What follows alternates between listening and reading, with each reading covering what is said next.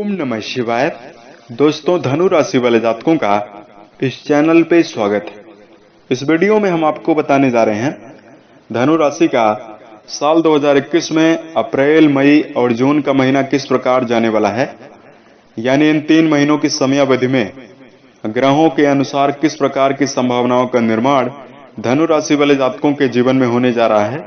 इस वीडियो में आप जानेंगे किस क्षेत्र में आपको बड़ी उपलब्धि देखने के लिए मिलने जा रही है और कहां पर आपको सावधानी बनाकर चलने की आवश्यकता होगी। सटीक और संक्षेप में जानकारी इस वीडियो में हम आपको देने जा रहे हैं। इस राशिफल को कई भागों में बांटा गया है जिसे समझने में आसानी हो सके। आपके कैरियर और व्यावसायिक जीवन, प्रेम जीवन, शिक्षा, स्वास्थ्य, साथ में परिवार के दृष्टिकोण से यह महीना कैसे रहने वाले हैं। अंत में हम आपको कुछ खास उपाय भी बताएंगे। उपाय के दौरान हम धनु राशि वाले जातकों की कुछ कमियों के बारे में भी आपको सटीक जानकारी देने जा रहे हैं। क्योंकि वर्तमान समय में धनु राशि वाले जातकों के ऊपर शनिदेव की दशा उतरती 7.5 के प्रभाव चल रहा है, जिससे बहुत सारे धनु राशि वाले जातकों को अधिक मेहनत करने के बावजूद भी कम परिणाम देखने के लिए मिल रहे हैं। आपके मनोबल में वृद्धि हो रही है, उसके पश्चात आपका मनोबल अचानक डाउन हो रहा है। परिवार में समस्याओं का सामना करना पड़ रहा है। आर्थिक जीवन में निरंतर चुनौतियों का सामना करना पड़ रहा है। बहुत सारे धनु राशि वाले जातकों को स्वास्थ्य में परेशानियों का सामना करना पड़ रहा है। इसके लिए हम आपको कुछ खास उपाय बताएंगे, जिसको यदि आप करेंगे तो बेहतर संभावना बनेगी। शनिदेव से जुड़ा हुआ उपाय हम आपको बताने जा रहे हैं। सबसे पहले यह देख लेते हैं कि ग्रह स्थिति इन महीनों में कैसे रहने वाली है। जो मेजर ग्रह हैं, जिनमें गुरु, शनि, राहु, केतु आते हैं। शनिदेव आपके राशि के धन भाव में तीनों महीनों में रहने वाले हैं। केतु देव आपके राशि के 12th हाउस यानी व्यय भाव में रहेंगे। केवल नक्षत्रों में परिवर्तन होगा। जैसे शनिदेव आपके राशि के धन भाव में श्रवण नक्षत्र के तीसरे चरण में प्रवेश करके भ्रमण करने वाले हैं अप्रैल, मई और जून की समयावधि में। इस महीने राहु मंगल का अंगारक योग 13 अप्रैल तक आपके राशि के रोग भाव में बना हुआ रहेगा। उसके पश्चात मंगल देव जब मिथुन राशि में जाएंगे तो आपके राशि के 7वें भाव में चले जाएंगे। इस महीने अप्रैल की शुरुआत में सूर्य, बुध, शुक्र ये 3 ग्रह आपके राशि के 4th भाव में रहने वाले हैं और ये अप्रैल, मई और जून तक की समयावधि में ये तीनों महीनों में आपके राशि के 7वें भाव तक ये तीनों ग्रहों का गोचर होता रहेगा। क्योंकि ये माइनर ग्रह हैं, इनका परिवर्तन बहुत ही जल्दी होता है। आपके राशि में गुरुदेव बृहस्पति पराक्रम भाव में मौजूद रहेंगे। गुरुदेव बृहस्पति धनिष्ठा नक्षत्र में रहने वाले हैं। उसके पश्चात राहु के नक्षत्र में जाएंगे। तो आइए अब हम आपको बताते हैं कैसी संभावनाओं का निर्माण होने जा रहा है। तो सबसे पहले बात करें कैरियर और व्यावसायिक जीवन के दृष्टिकोण से ये 3 महीने कैसे रहने वाले हैं। तो राशि के 10वें भाव से इन सब के बारे में विचार किया जाता है। आपके राशि के स्वामी माने जाते हैं गुरुदेव बृहस्पति, जो आपके संपूर्ण राशि को नियंत्रित रखते हैं। और गुरुदेव बृहस्पति कुंभ राशि में प्रवेश किए हुए हैं, जो आपके राशि के पराक्रम भाव में है। गुरु धनिष्ठा नक्षत्र में है। कुंभ राशि में गुरुदेव बृहस्पति अत्यंत श्रेष्ठ और शुभ परिणाम देने के लिए बाध्य होते हैं, जिससे पराक्रम भाव में गुरुदेव बृहस्पति के मौजूद होने से ये 3 महीने आपके जीवन में बहुत ही शुभ स्थितियों का निर्माण करने जा रहे हैं। धनु राशि वाले जातकों के लिए कैरियर के दृष्टिकोण से उन्नतिदायी और सफलदायी स्थितियां इन 3 महीनों में बनने जा रही है। इसमें यदि पूर्व के समय से आप कोई कार्य प्रारंभ किए हैं, उसमें आपको यदि असफलता, निराशा देखने के लिए मिल रही थी, अब उसमें आपको सफलता देखने के लिए मिलेगी। भाग्य का आपको पूर्ण रूपेण साथ मिलता हुआ दिखाई देगा। क्योंकि गुरुदेव बृहस्पति पराक्रम भाव में मौजूद होकर भाग्य भाव में दृष्टि दे रहे हैं, जिससे आपको भाग्य का साथ जरूर मिलेगा। यहाँ पर जो धनु राशि वाले जातक हैं, आपकी कार्य क्षमता काफी ज्यादा बढ़ेगी। आपका पराक्रम काफी ज्यादा जीवन में बढ़ा हुआ रहेगा। आप जीवन में किसी कार्य को उत्साहित होकर करते हुए नजर आएंगे। यदि आप नौकरी पेशा दिशा में संलग्न हैं तो आपको अपने सहयोगियों का पूर्ण रूपेण साथ मिलता हुआ जीवन में दिखाई देगा। नौकरी में प्रमोशन की पूर्ण रूपेण संभावना जीवन में दिखाई दे रही है। साथ में ऐसे जातक जो जॉब प्राप्ति के लिए, नौकरी प्राप्ति के लिए निरंतर प्रयासरत हैं, उन्हें बड़ी सफलता जीवन में देखने के लिए मिलने जा रही है। इन महीनों के समयावधि में आपके मान सम्मान में काफी ज्यादा वृद्धि होती हुई नजर आएगी। सबसे खास महीना आपके लिए रहने वाला है अप्रैल का महीना। उसके पश्चात जून का महीना बहुत ही खास कैरियर और व्यवसाय के दृष्टिकोण से रहने वाला है। व्यापारिक जीवन में संलग्न जातक व्यापार का विस्तार करने में पूर्ण रूपेण सक्षम होने वाले हैं।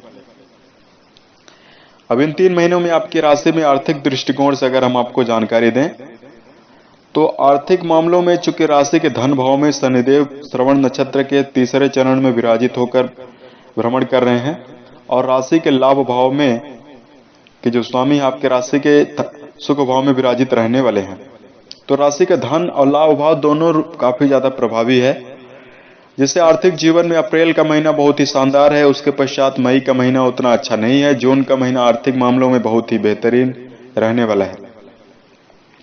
आर्थिक दृष्टिकोण से निवेश के लिए यदि आप स्थितियां बनाने जा रहे हैं उसमें आपको सफलता देखने के लिए मिलेगी। स्थायी रूप से संपत्ति निरंतर आपको हासिल होती हुई नजर आएगी। यदि आप इस समयावधि में भवन, वाहन, भूमि खरीदने की योजना बना रहे हैं उसमें आपको सफलता देखने के लिए मिलने जा रही है। यदि पूर्व के समय से आर्थिक जीवन में निरंतर चुनौतियों का सामना करना पड़ रहा था, धन संकट के कारण आपके मन में तनाव की स्थिति उत्पन्न थी, तो यह महीने आपके लिए बेहद ही अच्छे अवसर लेकर धन के मामले में आने जा रहे हैं। आमदनी के सोर्स में वृद्धि होती हुई नजर आएगी। यदि आप नौकरी पेशा हैं उसमें एक से अधिक माध्यम से धनार्जन आप जीवन में करते हुए नजर आ सकते हैं। इन महीनों में अगर परिवार के दृष्टिकोण से अगर हम आपको जानकारी दें, राशि के चतुर्थ भाव से परिवार के बारे में विचार किया जाता है। इस भाव में इन 3 महीनों में चूंकि आपके राशि के परिवार भाव के जो स्वामी हैं वो राशि के पराक्रम में मौजूद रहेंगे। परिवार के दृष्टिकोण से स्थितियां बहुत ही उत्तम तीनों महीनों में बनी हुई रहने वाली हैं। परिवार में मित्र गणों का सहयोग जीवन में देखने के लिए मिलेगा। भाई बहनों का पूर्ण रूपेण सहयोग देखने के लिए मिलने जा रहा है। यदि पूर्व के समय से छोटे मोटे टकराव के कारण परिवार के किसी सदस्य से आपके बहुत ज्यादा संबंध खराब थे, उसके पुनः ठीक होने की संभावना बनेगी। इस समयावधि में घरेलू सुख सुविधाओं की चीजों को आप लेते हुए जीवन में नजर आने वाले हैं।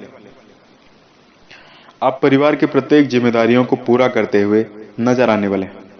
शिक्षण संस्थानों में संलग्न जातकों के लिए अगर हम आपको जानकारी दें तो राशि के पंचम भाव से इसके बारे में विचार किया जाता है। इस भाव के स्वामी राशि के रोग भाव में 13 अप्रैल तक रहेंगे। उसके पश्चात जब ये सप्तम भाव में जाएंगे तो यहां पर बेहतर स्थितियां देखने के लिए आपको मिलेगी। शिक्षा के लिहाज से ये तीनों महीने बहुत ही शानदार आपके लिए रहने वाले हैं।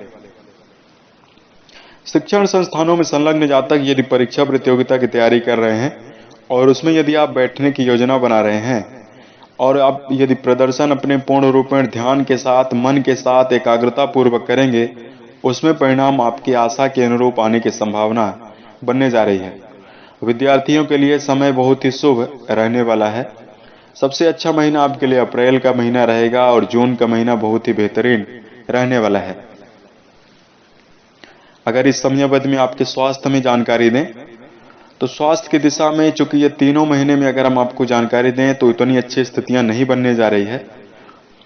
स्वास्थ्य में आपको सावधानी बनाकर चलने की आवश्यकता होगी। आपके मन में काफी ज्यादा घबराहट की स्थिति देखने के लिए मिल सकती है।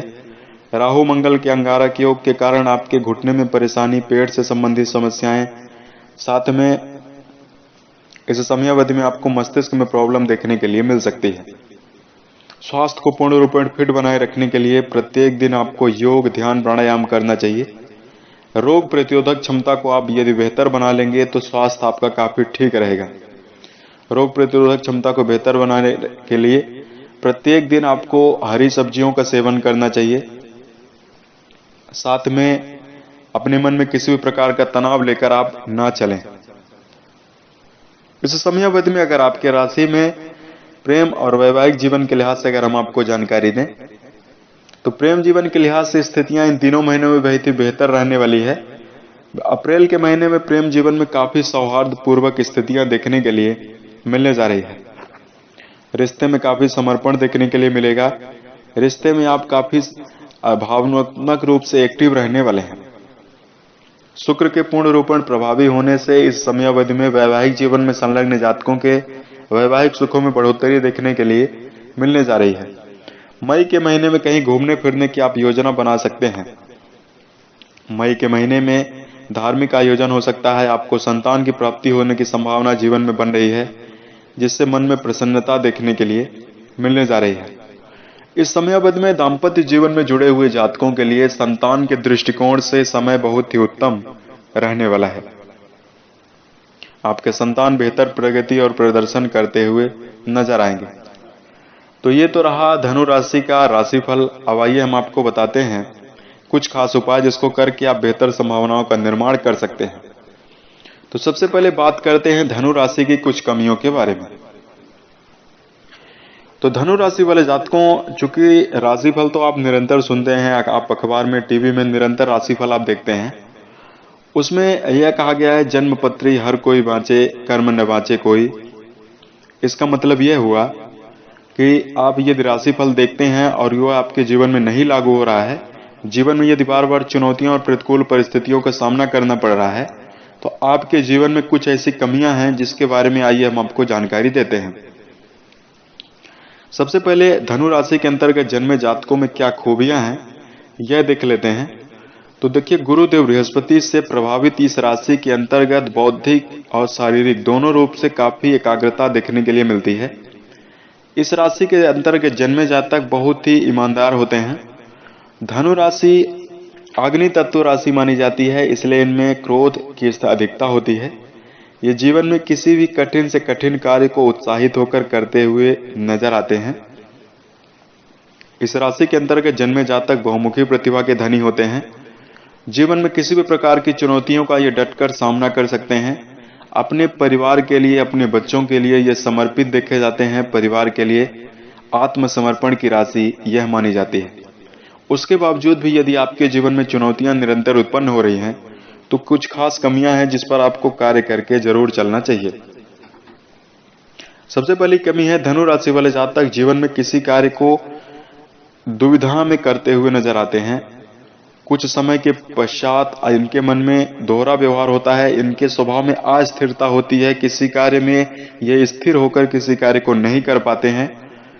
एक समय आएगा कि ये दूसरे कार्य को करने लगेंगे, उसके पश्चात ये फिर दूसरे कार्य में संलग्न होने लगते हैं। 2-4 कार्यों में एक साथ संलग्न होने से इनको जीवन में असफलता का सामना करना पड़ता है।